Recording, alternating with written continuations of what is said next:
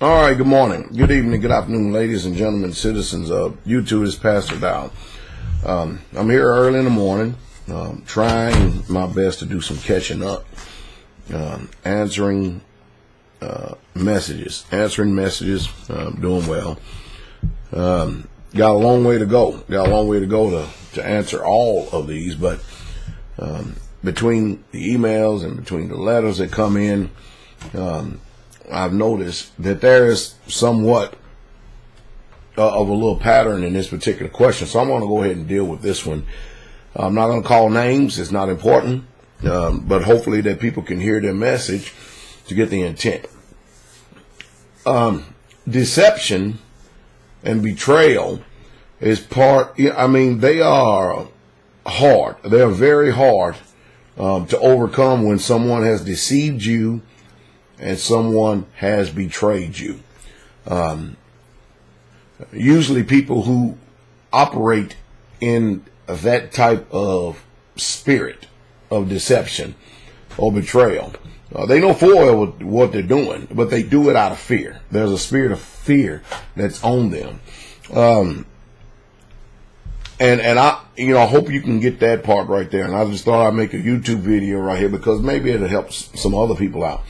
Another thing is that the reason why homes are being destroyed today, sisters, is because you're foolish.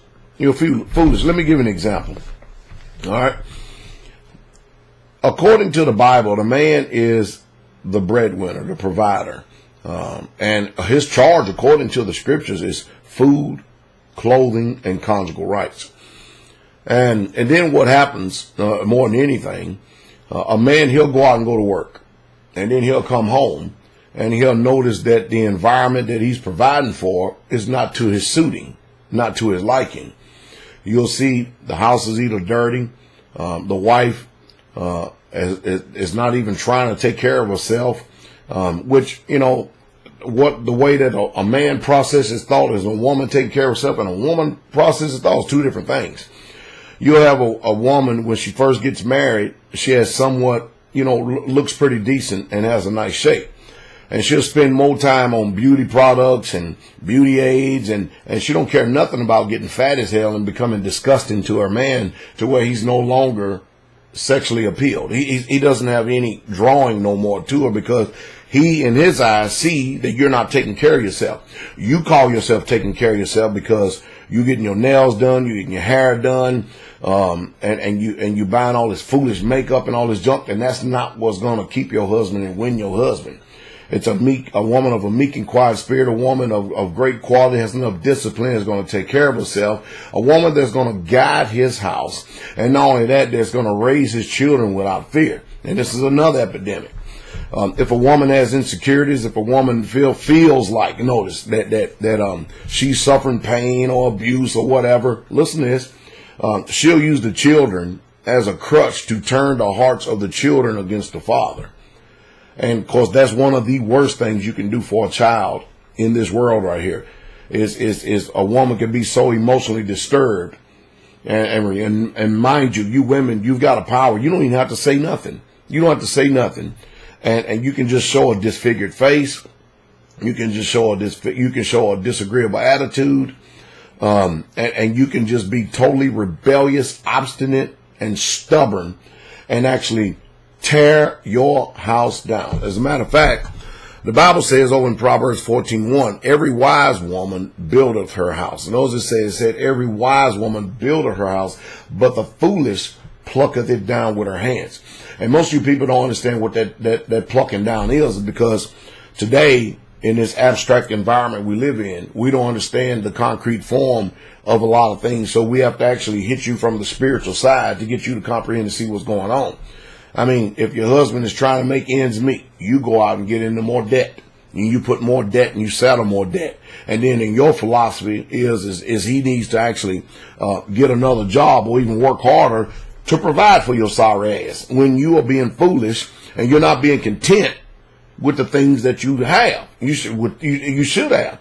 And then anytime when your so-called perceived needs are not met, and mind you, your needs according to the Bible is being met, food, clothing, conjugal rights. then what you do is you start showing some displeasure. You start murmuring, you start complaining. Now, you're very careful about who you murmur and complain to.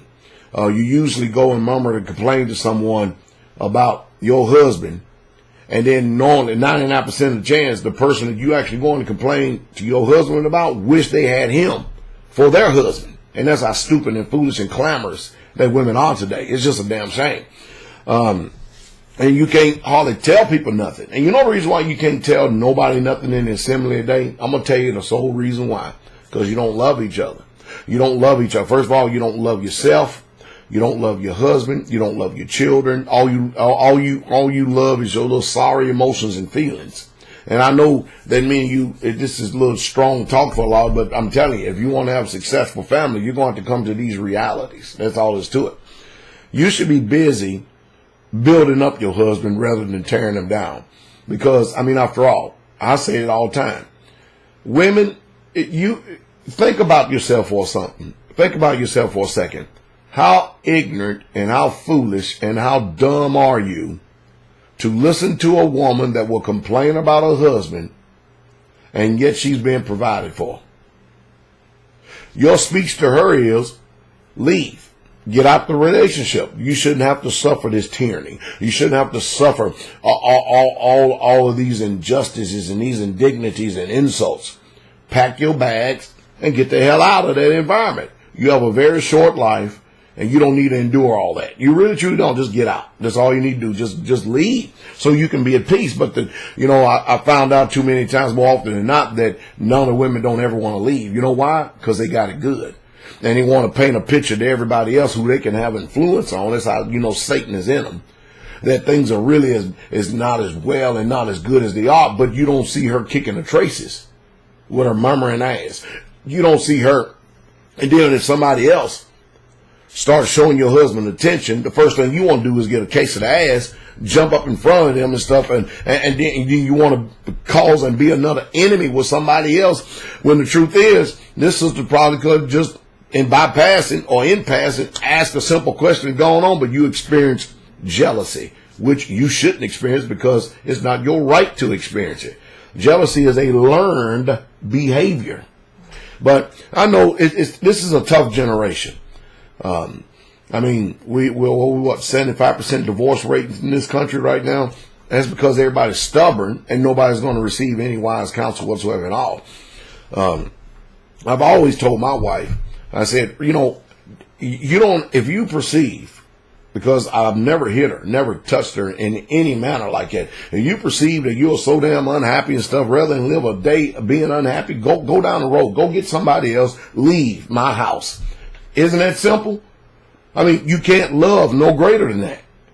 And I'm going to say it again, women. I'm going to keep reiterating this. If you listen to another woman complaining about her man, you need to start asking yourself what type of woman you are.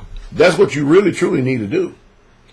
Because a real man, I'm only talking about a real man, he's going to provide for his house. He's going to do exactly what the Bible says. And I had another letter right here, how a man's children just hates him. Your children hate you because of your wife.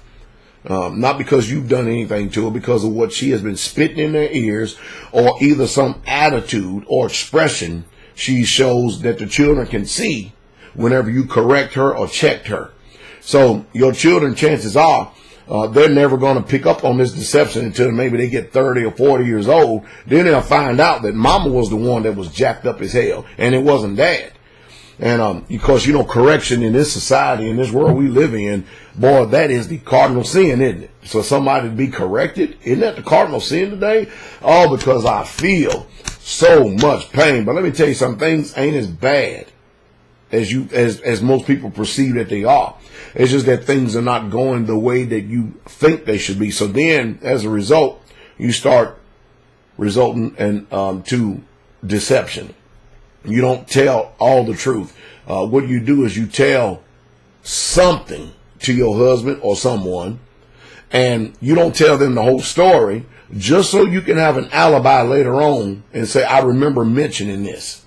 And you wasn't really truthful in your heart of all the intents. Let me see. I'm going to tell you, listen, Christ experienced betrayal. And betrayal is a very tough spirit. It really is. It's hard for a man's heart to come back after he has been used, abused, and deceived the whole time and didn't even know it. Don't you ever expect for somebody to put their heart back out there for you to trample in all over them again because you get a spirit on you and then to make you think that everything is going to be fine, everything's all right. What that man will do is he's going to start guarding his heart. He's going to start guarding his heart from you. He's going to start guarding his heart around others because he's going to quickly realize that his sole existence is that for people there to abuse him. Period. Point blank. So foolish woman, clamorous woman. And you don't have to be loud to be just clamorous. That is an overbearing, overspeaking woman, but there's also a silent killer of a woman who has a veneer that she's humble. She has a veneer that she carries herself well, but inwardly she's a raven wolf. She's a slithering snake that's full of venom, and she destroys everything she gets her hands on. So I've spoken to both sides on this. Hopefully that the husband will hear this, the women will hear this, the wives will hear this, and then some way, somehow, you get your head out of your rear ends and start really becoming a team and doing things together. But you ain't going to become a team when you think that your word is just as equal to the head. There can only be one head in one house. That's it. There ain't no such thing as this equality and feminism like you see is going on today, because their models are not working. Can't you see that the American lifestyle and the American Christian religion is simply not working in this world today? You know why? Because it's built on a foundation of sand. It's not built on the solid rock of the word of the Most High. You can't expect much of that. Now, I'm telling you. And I'm going to use me as an example. I've been married for a long time.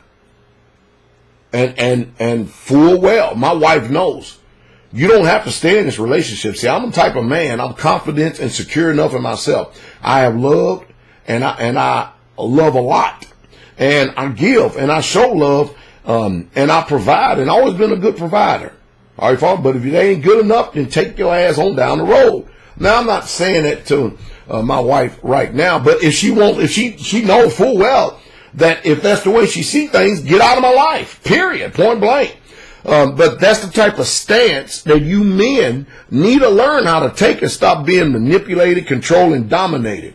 You cannot fool around with a woman getting into the arena of feelings and emotions. You ain't gonna do it. You're not built that way. And anytime you get into the realm of feelings and emotions, you start judging things, seeing things, perceiving things on feelings and emotions, you know what's gonna happen? You're gonna be effeminate.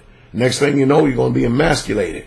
Next thing you know, you ain't gonna see the way that a real man sees. You're not, because you're blinded by the skirts. You're blinded by the woman.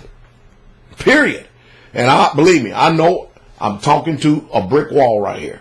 I'm talking to a brick wall. I often said to the congregation, I said, you could tell that we have a superficial surface level of love, but we really truly don't love each other. We love what people can do for us. We love what people can provide for us. And then because somebody's doing and providing, then we'll give a little bit ourselves, but we're just not going to put ourselves out there and really truly love with a pure heart. You know how I know we don't love each other? Because the gifts of Yah is not working in everyone in the congregation. Basically what we have is we got all these people coming to church, sucking off, fleecing off the gifts of a few people. And guess how the gifts work? By love. So all of you that accuse and all you that say, well, Pastor Dowell's pretty harsh, you don't love. Well, my gifts make room for me and bring me before great men. And I got quite a few gifts that Yah has bestowed upon me that I use all the time for the benefit of the body, edifying the body. When was the last time you done something to show how much you really truly love? And then heaven has answered. You see, that's how we need to be talking to each other, because we so quick to drop this word love off the edge of our lips. But we're deceived. When you deceive, you'll seek to go deceive others. And whatever it takes, that worldly spirit that's in you, you will use and abuse others for your own personal gain and advantage anytime you seek opportunity. Especially if you know that someone in front of you who's an authority figure, like the husband, that's what you women do. If you know your husband's going to say no, first thing you start doing is start using these deceptive modes. You start trying to figure out how to go around. You try to figure out how to get it done without him knowing. And then later on, you want to throw this crap on it. Well, I thought I told you, you didn't think a damn thing. You didn't take. But see what it is. You are a liar. That's what it is. So don't expect for this man to be perfect. And man, don't you expect for that woman to be perfect when neither one of you can truly, clearly see yourself in the mirror. It's just not going to work that way. I have been living this thing, breathing this thing. I'm the head of over 6 or 7 Israelite communities. And I have busted my rear end. I know men. I've been around men and women in the faith for over 20-something years. Believe me, I know humanity. Ain't none of you getting past me. You may think you getting past me, but you ain't getting past me. You ain't getting past me. None of you are. And I'm saying that to you, who I'm actually, and well, the few of you that I'm actually responding to by way of these letters right here. You know, if you was listening to the ministry, you can go to this website behind me, online-church.org. And if you would just spend time immersing yourself in the ministry, and then applying the principles and the teachings and the commandments that we're teaching, you probably will have a whole lot more peace in your life. But I understand you only see things your way, and your Bible is your way. That's it. That's why leaders, you're always going to be despised. You always will. You always will be hated. There are only going to be a few people that get it and really, truly love you. You'll know, too, because the ones that get it and the ones that really love you, they just have a different spirit. They're not reserved in their love. They're not reserved in their kindness. They're not reserved in their thought. And you know one thing they will never do? They will never put their mouth on you. They will never do it. They will never seek to sway someone else's opinion about you when they know full well what your life is all about. You get it? So I had a lot of digressions. I'm answering a lot of other things in here. But, you know, it's sad. It's sad. When, you know, a lot of these letters I'm not even answering because I'm not your pastor. I don't even know many of you. I've never even heard of your name. You haven't even made yourself known. You need to go find a pastor. You need to go find, hopefully, one that keeps the commandments and is living set apart. And is definitely out of the cities. But you need to find a pastor, a man of Yah, that will feed you with knowledge and understanding. Because it's obvious that many of you looking for ammo from me in order to go and try to shoot it at someone else. And of course, guess what? I gave you just what you were looking for. You know what that was? What you wasn't looking for. And that's the truth. And that's the true straight way. Anyway, I got to get back to work. Have a wonderful day.